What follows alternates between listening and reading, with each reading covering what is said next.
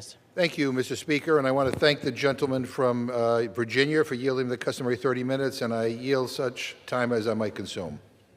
Gentleman's recognized. Mr. Speaker, you got to love these Republicans. I mean, they have no problems with subsidies for big oil, for big tech, for big ag, or big tax cuts for multimillionaires and billionaires.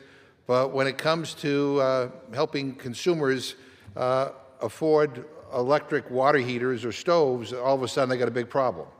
I mean, I just don't get it. I mean, that's where their attention is. I mean, you know, on going after consumers, making life more difficult for everyday working families. Mr. Speaker, tonight is the State of the Union, and I'm sure the President is going to come here and paint a very rosy picture indeed. He's going to say the economy is great, the tariffs are working, he's ending wars, not starting them, and he's going to spew all kinds of nonsense. The problem, Mr. Speaker, is the facts are the facts. And the fact is that his economy sucks. I just spent the last week at grocery stores, senior centers, and town halls. I went to food pantries and boys and girls clubs across Massachusetts. I spoke with people who are working hard and getting crushed. They're paying more for food, more for rent, more for utilities, more for health care. They're struggling, and they're watching Donald Trump pump the rich with more tax breaks, more giveaways to the billionaire Epstein class, while the rest of America struggles just to get by. And with all that going on, with families begging for relief, this is what Republicans bring to the House floor today. More bills about appliances. This Republican majority has brought up more than a dozen appliance bills. The lobbyists for the appliance manufacturers sure must be getting paid well, huh? And the worst part of these bills is that these bills would actually raise utility costs for consumers. Who asked for that? I mean, one of these bills is H.R. 4626, the, quote, Home Appliance Protection and Affordability Act. Now, that's not the original name of the bill, though. No. The original name is the Hands Off Our Home Appliances Act. Now, these guys changed the name to slap the word affordability on there, but they didn't change a single word of the actual bill. And that's all this is, slapping on a word to pretend that they're doing something. It's window dressing, masquerading as an attempt to help real people because Trump and the Republicans know that their economy sucks. They know that the public perception is that all they care about is helping Wall Street get richer and helping billionaire CEOs rip people off because, well, to be honest with you, Mr. Speaker, that's all they seem to care about. And guess what? These bills are worse than doing nothing. They would make utility costs go up. I mean, Republicans are trying to gut popular energy and cost-saving programs at the Department of Energy. They would lower efficiency standards and prevent consumers from choosing the best products for their households. And by the way, last night in the Rules Committee, I was chastised by the gentleman from Virginia who was upset with me because I was asking questions that he said were too hard. He said the witness wasn't prepared and I was cross-examining him. He said my questions weren't fair. Well, let me explain to the gentleman why I asked so many questions last night. Because this House has been turned into a place where you can hardly ask questions at all. This majority locks down the process, shuts out amendments, shuts down debate, and then acts offended when somebody tries to get a straight answer about what the hell is going on around here. This rule that we are debating today officially breaks the record. This is now the most closed Congress ever in the history of the United States of America. 117 times in this Congress, Republicans have advanced bills to the floor with no amendments allowed, including today. They just broke the record for the whole Congress, and we're barely halfway through. I mean, that is insane, Mr. Speaker. More than 8 out of 10 times we consider legislation under this majority, Republicans lock down the floor and allow 0 amendments. 0. That is stunning. That is a stunning break from normal, Mr. Speaker. Speaker Johnson promised transparency and more debate. But the numbers tell a different story. The Rules Committee, under Speaker Johnson, has helped block 82% of all amendments this Congress. 82%. That's over 3,300 amendments blocked so far in just over a year, including 95% of Democratic amendments, 57% of Republican amendments, and even 63% of bipartisan amendments. Now think of that. 63% of the time when a Democrat and a Republican decide to work together to improve a bill, they get told no, no. That's the exact opposite, Mr. Speaker, of what the people of this country are asking for. Republicans blocked votes on tariffs. We had to move heaven and earth. We had to finally force a vote after months and months of getting blocked. Republicans blocked votes on releasing the Epstein files. I mean, they sent us home early because they didn't want the Rules Committee to take another vote on whether or not to release the Epstein files. We had to use a discharge petition. That is unprecedented. We had to go around the Speaker of the House simply to get a vote. And right on brand, Republicans blocked votes on thousands and thousands of amendments designed to make bills better. Under this Republican majority, the Rules Committee has basically become a place where democracy goes to die. And what is this all about, Mr. Speaker? What is this all about? It's all about turning Congress into a giant rubber stamp for you-know-who, Donald Trump.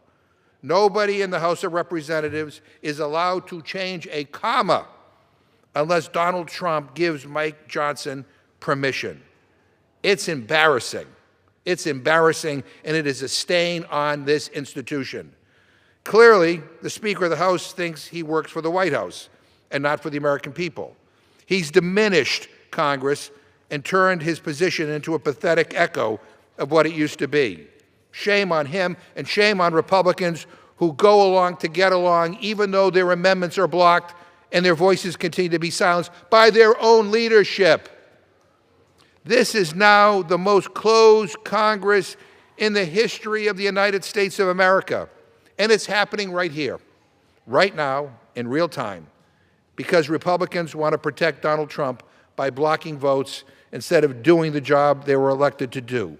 It is pathetic. Mr. Speaker, this economy is a mess. Look at the polls. I mean, it's like 30% approval rating for this president. People are hurting. They want us to be on the floor legislating. They want us to be deliberating. They want us to be finding solutions, and that means voting on amendments to try to get this economy on the right track. And instead, we're shut out. We're shut out. Everybody is shut out because they're all too afraid of the guy in the White House. With that, I reserve my time.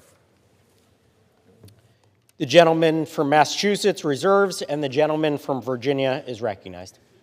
Mr. Speaker, first I'm going to take up the economy. Do I wish the economy were better, Mr. Speaker? Absolutely. Do I think the economy is better today than it was under the Biden-Harris administration? Absolutely. Do I think the economy is better today with the Republicans in control of the White House, the Senate, and the House than it was when the Democrats controlled all three? Yes, I do. Things are better. The Democrats spent so much money and said they were helping people to such a great degree that inflation went through the ceiling. It skyrocketed. And we're trying to get it down. And part of the way you do that is you limit some of the federal spending and you limit some of these programs that raised costs. I gave a dissertation earlier on how existing home prices go up when it costs more to build new houses. The same thing is true when you suddenly throw billions of dollars at having subsidies on only electric appliances. If you really want to help people have a choice, which my colleagues on the other side of the aisle indicated that's what this is what they're for, then you give a subsidy for everybody if that's what you want to do. I still think it's inflationary, but give it for everybody who wants to buy a new appliance, whether that be a natural gas-powered appliance, an electric appliance, or whatever other fuel source is deemed safe, then open it wide open. No, this was about restricting choices and giving subsidies only to one type of appliance, the electric appliance. And so, Mr. Speaker, the economy's better. These bills will help bring down inflation. It's not the end all to save all. It's not going to solve all the problems of the country. But step by step, Republicans are making advances on fighting the inflation the Democrats under Biden and Harris created. Now, let's talk about the rule. Oh, I guess I need to first defend myself. What I said was it wasn't fair to the gentleman who was there to testify. He was there to testify on two bills. And my colleagues on the Democrat side of the aisle, Mr. Speaker, want to talk about everything under the sun. Now, I think this also gets to their concerns, and they're entitled to complain all they want to about closed rules. I get it. But part of the reason that you have closed rules is to stop the same reason that we didn't entertain amendments last night. You've got to stop amendments that are merely put in to just be dilatory. You've got to stop amendments which are clearly not germane. We've got bills here, as my colleagues on the other side have told you, deal with appliances. But two of the three amendments that were offered to the Rules Committee dealt with cryptocurrency, not appliances. And in this country, we don't pay, whether it be coin or otherwise, we don't pay in our homes to have hot water or dishwasher or washing machine. So if the amendments had something to do with cryptocurrency being used for pay appliances in your home, maybe it would have been germane. They're not germane. The third amendment, offered a mere 30 minutes before rules began, gutted the bill. It wasn't a serious amendment. It said, oh, these bills, if they pass, only become effective if a member of the administration deems yada, yada, yada. There's always something different. And I forget exactly what this one does, but deems that there's going to be world peace. I mean, that's not what it said, but they always put these kinds of amendments in, Mr. Speaker, and they're dilatory at best. And so part of the process in rules that we've adopted over the generations is to say, no, not going to allow that.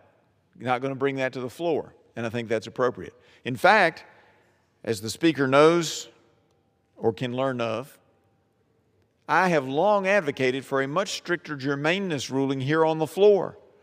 And rules needs to have a much stricter germaneness ruling. I think if it's not absolutely on point with the intent of the underlying bill, even if it's in the same code section, it shouldn't come to the floor. I've lost those battles over the years, but I have put in numerous amendments to the rules, which my colleagues on the other side of the aisle who now complain that we're not allowing enough amendments on the floor have opposed. And I submit if we got closer to Jefferson's Manual of Parliamentary Practice and Procedure in our germaneness rulings and single purpose of a bill, this place would operate a lot better, and maybe we could have more open debate on the floor, because right now, you put any bill on the floor, guess what you're going to talk about? You're going to talk about Donald Trump and how everybody hates Donald Trump on the other side of the aisle. You're going to talk about some issue that has nothing to do with the bill in place.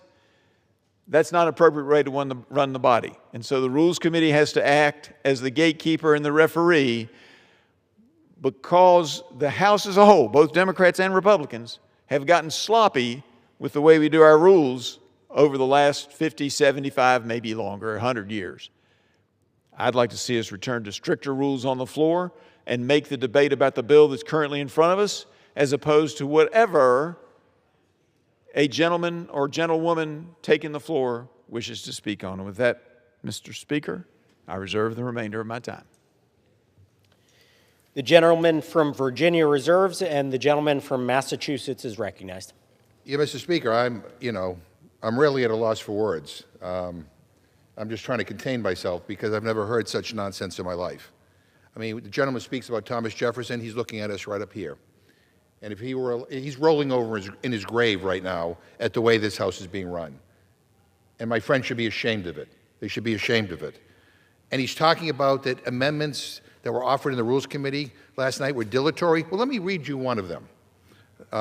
It says, this act and the amendments made by this act shall not take effect until the date on which the Secretary of Energy publishes a certification that the implementation of this act would not result in increased costs for homeowners and renters. What the hell is dilatory about that? And the yada, yada, yada that the gentleman is talking about is affordability, And I don't care whether the gentleman can say as many times as he wants, and my Republican friends can say as many times as they want, that somehow this economy is great and doing much better. That doesn't make it so. I mean, look at the polls. The majority of American people think you're driving this economy into a ditch. I mean, people told me this last week when I was going throughout my district, what the hell is going on in Washington? Because all the Congress and this president seems to care about are the well-off and the well-connected, the Epstein class, if you will. The people who have lots of money, the big corporations, they get protected, they get tax breaks, they get all the benefits, and the rest of the people in this country get screwed. They're sick of it. That's why you're losing so miserably in the polls. People have had it. And to come onto this floor and defend not only this lousy economy, but to defend this rotten process, I mean, I got to tell you, I've heard a lot. I mean, this is indefensible. This is indefensible. I mean, again, if you don't like the amendments that are being brought to the Rules Committee, vote against them when they come to the floor. If you don't want to debate, then stay in your office, but let the rest of us be able to debate.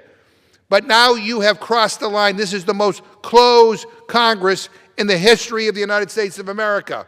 And all you can say is, well, we have an obligation to block amendments in the Rules Committee, I guess, that we don't like, that are inconvenient. I mean, I don't know what the hell is wrong with saying to the Secretary of Energy, if these bills, add costs to average consumers, then we shouldn't move forward with them. That's all. If the Secretary of Energy says, oh, they won't, then you can move forward with them. I mean, that's what the gentleman is calling dilatory. I mean, God almighty, what is going on around here? I mean, people are disgusted with what is happening here in Washington, and they have a right to be disgusted. Mr. Speaker, if we defeat the previous question, I will offer an amendment to the rule to bring up H.R. 7615, the Relief Act, to force the Trump administration to give back the money it illegally stole through its unconstitutional tariff scheme. Mr. Speaker, since the beginning of last year, President Trump has declared a series of bogus emergencies as pretext to pickpocket more than $165 billion from American consumers and businesses of all sizes, including small businesses, family-owned businesses, farmers, and everyday citizens. And in response, several small businesses sued the president, arguing that the president does not have the power to arbitrarily tax American businesses and consumers without an act of Congress. And last Friday, the Supreme Court finally ruled that a large portion of the president's tariffs are unconstitutional. And while, as Chief Justice Roberts wrote in his majority opinion, the power to impose tariffs is supposed to be controlled by Congress, Speaker Johnson and the vast majority of congressional Republicans have continued to rubber stamp President Trump's disastrous tariffs, even though they know that they're raising the prices of groceries, housing, and other everyday goods. In response to the court's decision, President Trump lashed out at the justices who ruled against him, even the ones he himself appointed, saying they are, quote, unpatriotic and disloyal to our Constitution, quote, swayed by foreign interests, and, quote, an embarrassment to their families, end quote. Who the hell speaks like this? What other president talked like this? It is shocking that anyone can defend these shameful words by this president. And Department of Justice lawyers in briefs filed during the case promised more than once to repay the tariffs if they lost. We have that in writing. I'm happy to share it with the gentleman and any of my Republican colleagues. Quote, if the tariffs imposed on plaintiffs during these appeals are ultimately held unlawful, then the government will issue refunds to plaintiffs, including any post-judgment interest that accrues, end quote. That's the Justice Department's own legal brief. Well, Mr. Speaker, the Trump administration lost. They lost big time. And now the president is trying hard to break yet another promise. And get this, when he was asked about the refunds, you know what the president said? He said, quote, we'll end up being in court for the next 5 years, end quote. Again, not trying to help average consumers or small businesses. We're going to stay in court so you don't get anything. You don't get a refund. However, if Republicans were to join with Democrats to defeat the previous question, we will offer an up or down vote to require the Trump administration to pay out tariff refunds that he owes in the next 90 days. Voting with us is a vote to ensure that President Trump follows through on earlier promises to give back the stolen money. The main issue that Americans are struggling with is the affordability crisis. People cannot afford food. They cannot afford rent. They cannot afford utility bills and basics. And tariffs are one of the primary causes of these rising prices. Republicans are always willing to bend over backwards to give tax breaks to their multimillionaire and billionaire donors, but when we talk about helping regular people, Republicans are nowhere to be found. But it's never too late to do the right thing. So I urge my colleagues to work with Democrats to ensure that the money that was illegally stolen is returned, and that in the future we return the money directly into the pockets of working families who have had to pay more for everything because of these damn tariffs. Mr. Speaker, I ask unanimous consent to insert the text of my amendment into the record along with extraneous material immediately prior to the vote on the previous question.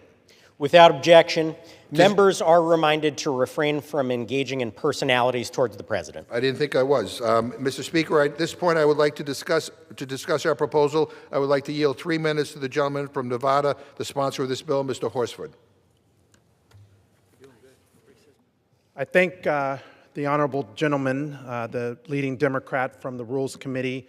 Mr. Speaker, for more than a year now, working members and families, I should say, have been forced to pay the price for Donald Trump's illegal tariffs.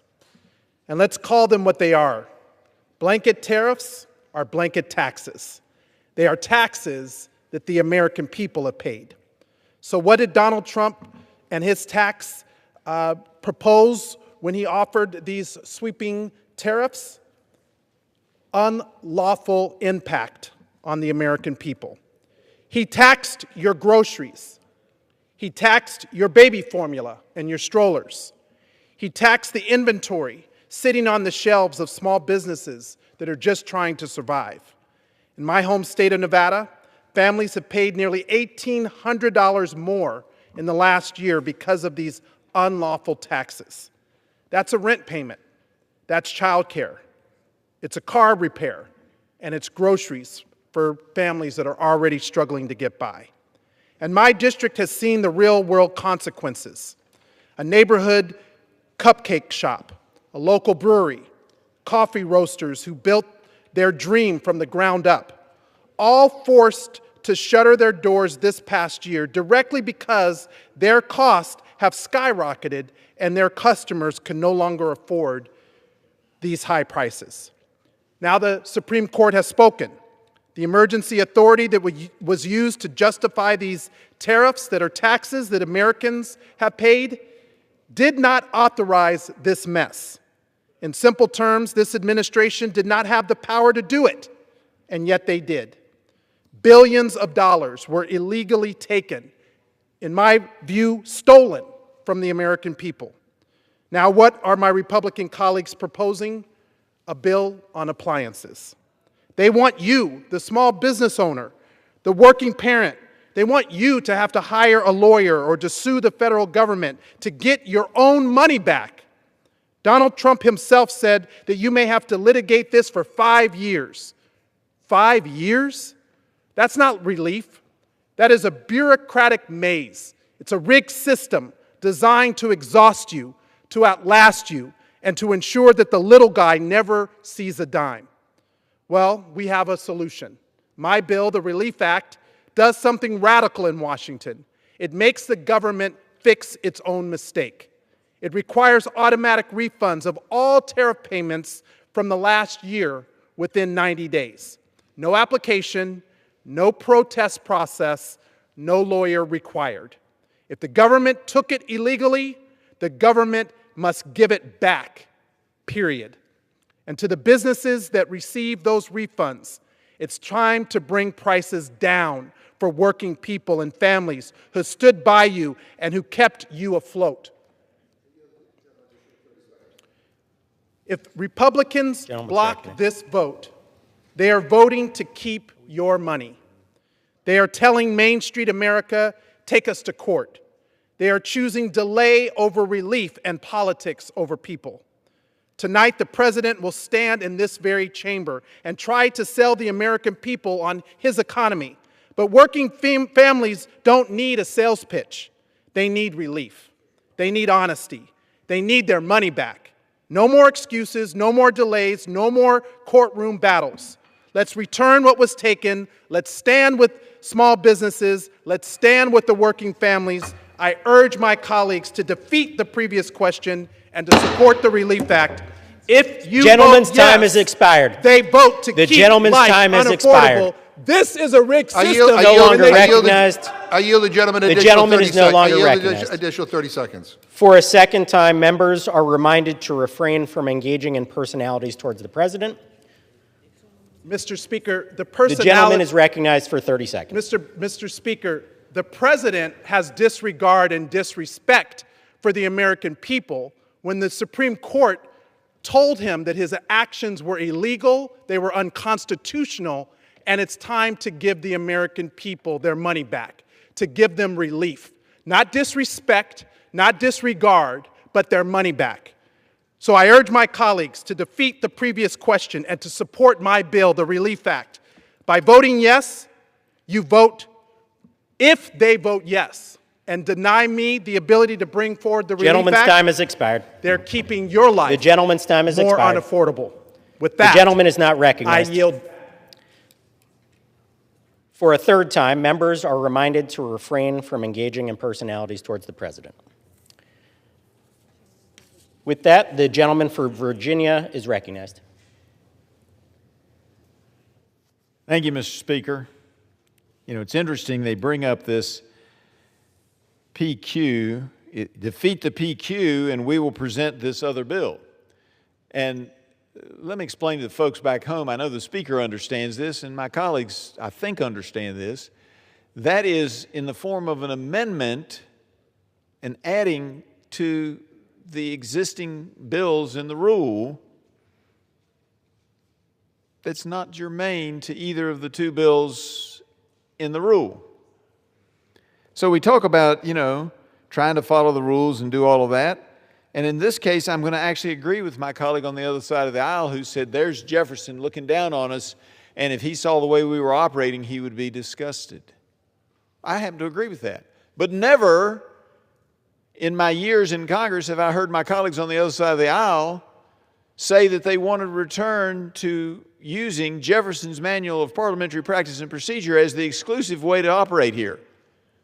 Now, I, for one, would accept that. I owe a lot to Mr. Jefferson because I learned Jefferson's Manual of Parliamentary Practice and Procedure while I was a member of the Virginia House of Delegates, and that knowledge ultimately led me to being the majority floor leader for my party.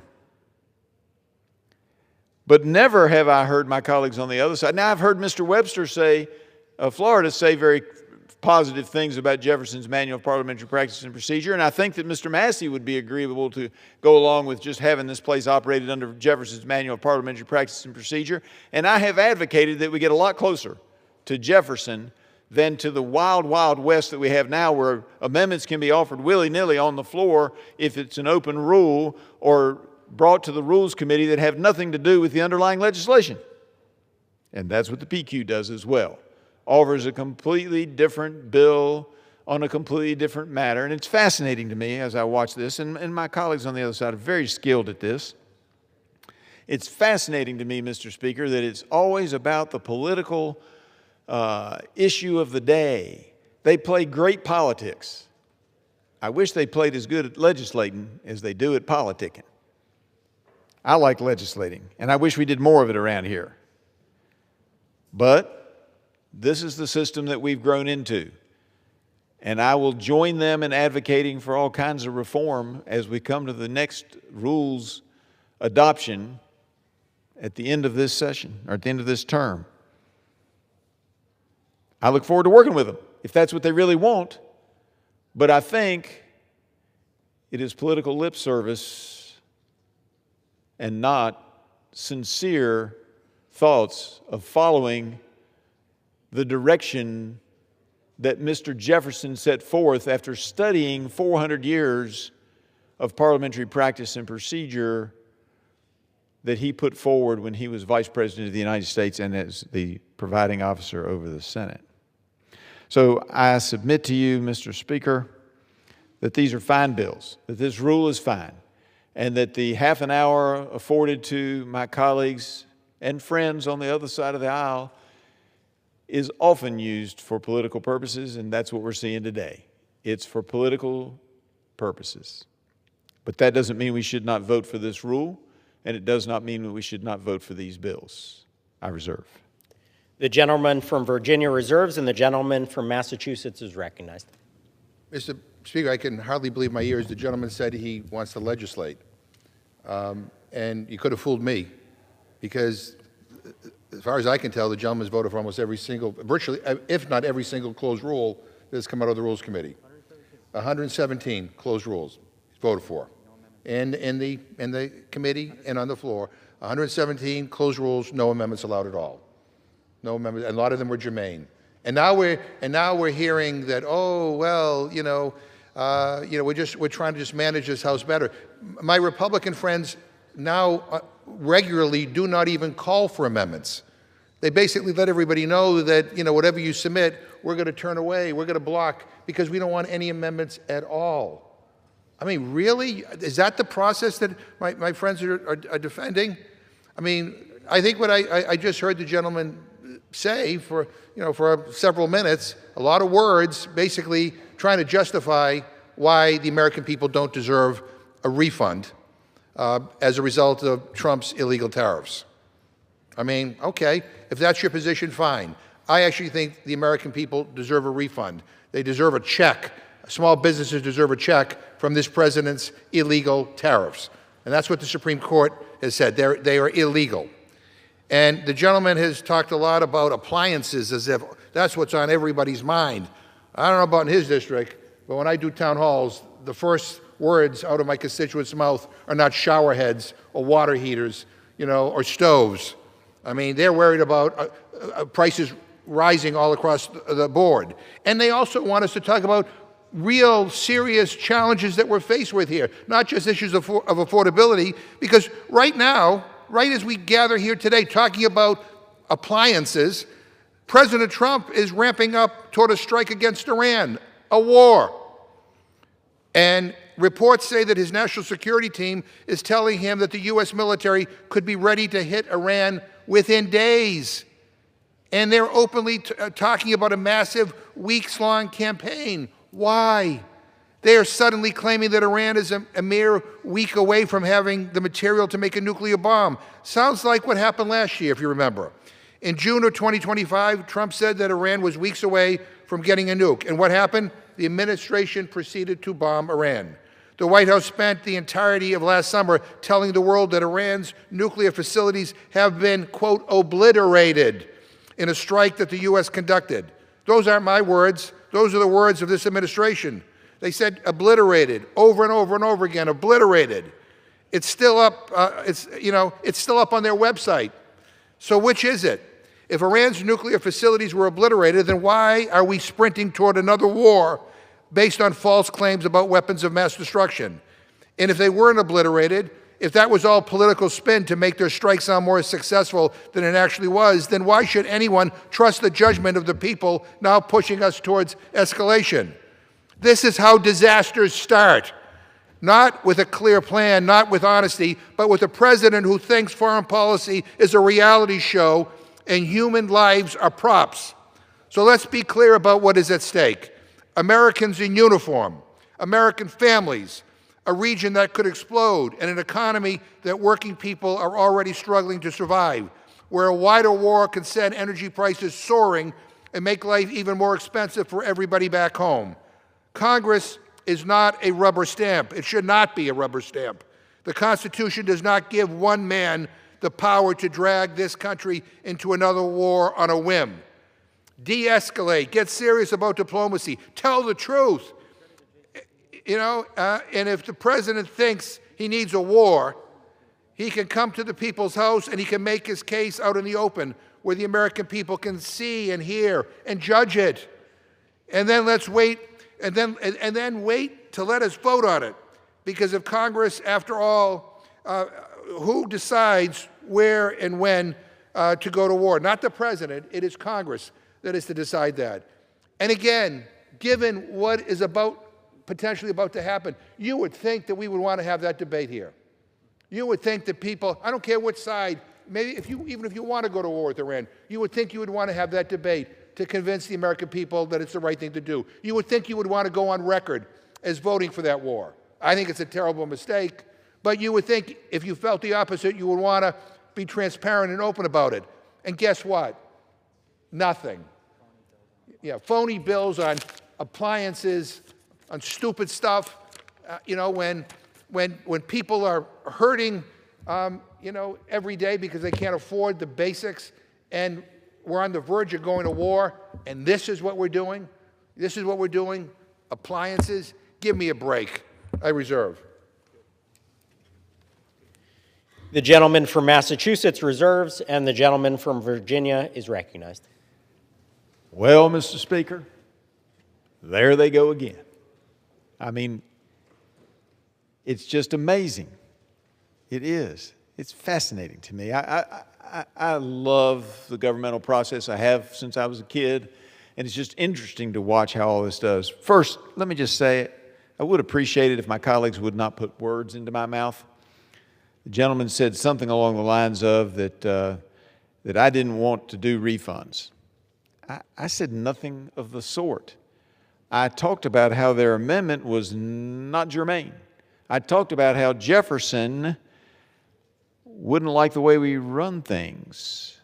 I talked about how, this defeating of the previous question, they would offer an amendment on something that had nothing to do with the appliances, and now we take a rule on 2 appliance bills, and look, they want to say we should be debating other things. That's fair game, but we're taking 2 rules on appliances, or a rule on 2 appliance bills, and suddenly, this is really germane, Mr. Speaker, we're making it about war in Iran. Well, let me make this perfectly clear. I don't think Iran gives one iota of concern. I had to clean up my language, Mr. Speaker. I don't think Iran cares about what kind of appliances the American consumer buys. American consumers care, but I don't think Iran cares. And by golly, we're not going to war over appliances in Iran. Now, there's lots of other things we can talk about. And I do believe that we should be talking about other things as well. But that's not what's before us right this minute. What's before us is a rule dealing with 2 bills that deal with lowering prices on appliances. And that's what we ought to be dealing with. And clearly the bills are not so bad, or my colleagues on the other side wouldn't want to talk about everything but those 2 bills. Now, they talked about it a little bit. I give them credit for that. But, Mr. Speaker, I think we have beaten this horse, this dead horse, about as much as it can go. And so I would submit to you, Mr. Speaker, that I will reserve, but I am prepared to close. The gentleman from Virginia reserves, and the gentleman from Massachusetts is recognized. Mr. Speaker, how much time do I have remaining? The gentleman has 5.5 minutes remaining. Okay, I will close because I assume the gentleman has no further speakers on his time, on his side. Mr. Speaker, I yield myself to remaining time. Mr. Speaker, what we're really voting on here is not just a rule. It's whether the House of Representatives is going to act like a real legislature or whether it's going to keep acting like it works for Donald Trump. Closed rules have become the norm around here. As I said earlier, 3,300, amendments have been blocked. And many of them have been germane. And in fact, most of them have been germane. And the gentleman and other Republicans on the Rules Committee have just gone, it's just a habit. They vote no. They vote no. So I don't want to hear an argument about germaneness, because when amendments are germane, again, most of those that have been offered have been germane, of the 3,300 amendments that have been blocked. And that's what's happening here. We're getting lectures and lectures and lectures about legislating, And the bottom line is that, this Republican majority basically has thrown the rule book out. The hell with Jefferson, the hell with this institution, the hell with the Constitution. We're just going to shut everything down. And that's what we're doing here. And if the gentleman or anybody on the other side thinks the appliances are the most important thing in the world, fine. You can bring them to the floor. You know what? But, let us offer amendments. And respect us, and by the way, other Republicans who want you to bring more important matters to the floor, like whether it's votes on war and peace, or votes on affordability, or votes on the tariffs. We ought to have those debates on the floor. And they're always blocked. We can't talk about those things. It is so disappointing. It is so sad, Mr. Speaker. The bottom line is, and it's not just Democratic amendments, but Republican amendments, bipartisan amendments, anything that might force a real debate or a real vote is blocked. And the message that it sends is simple. The leadership doesn't want accountability. They want control, total control. And that's why the exchange my colleague from Virginia, we had last night is so important. If Republicans are mad because members are asking hard questions, or we're talking about issues that may be, not necessarily relevant to the bills we're talking about, it's because we don't have any other chance to do so. And I get it. My Republican friends don't want scrutiny. They don't want daylight. They want us to sit down, shut up, and vote for Trump. Well, guess what? We aren't going to do that. We aren't going to do that. The bills before us today are a perfect example of what happens when you silence regular people and empower those at the top. Working families are getting squeezed by Trump's economic mess. Costs are up. People can feel it every time they swipe a card at the grocery store or open their checkbook to pay a utility bill. And instead of bringing serious cost of living relief to the floor, housing, health care, child care, prescription drugs, cracking down on price gouging, Republicans bring bills like this so that we can pretend that we're doing something when we're not. That's a scam. Protect the people at the top, stage a few votes for press releases, and then lie to the American people and tell them that the economy is going great. The people I represent are not buying this BS.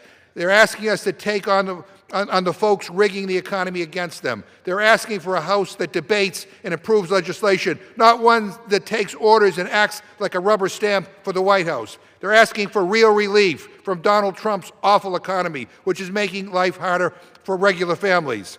Mr. Speaker, we have a president who wants to be king. And unfortunately, we have Republicans in this House who bow down to him. We have officials in this administration who have compared the House of Representatives and Congress to the Russian Duma, a legislative body in name only, but a body that just rubber stamps whatever the Russian leader, whatever Putin says. I don't want to be the Russian Duma. I want to adhere to the ideas and the ideals of Thomas Jefferson. We ought to be debating. We ought to have amendments made in order. We ought to legislate. We ought to behave like we're the United States House of Representatives. And we're not. And it is so disappointing. The precedents that are being set here are so disappointing. It's depressing what has happened to this House. And so I will say to my colleagues, vote against this rule. Another 2 closed rules. That's what we're getting here. No amendments at all, nothing. 2 closed rules, take it or leave it. We have to do better. And I am so disappointed with my Republican colleagues who go along to get along, who are so afraid of being punished by the bully in the White House, who are so afraid of even changing a comma in a bill because there might be retribution. Well, we're all elected by the people of this country. We ought to start acting like it. We ought to start fighting back. We ought to start legislating and deliberating. We ought to restore some dignity to the House of Representatives. And with that, I yield back the balance of my time.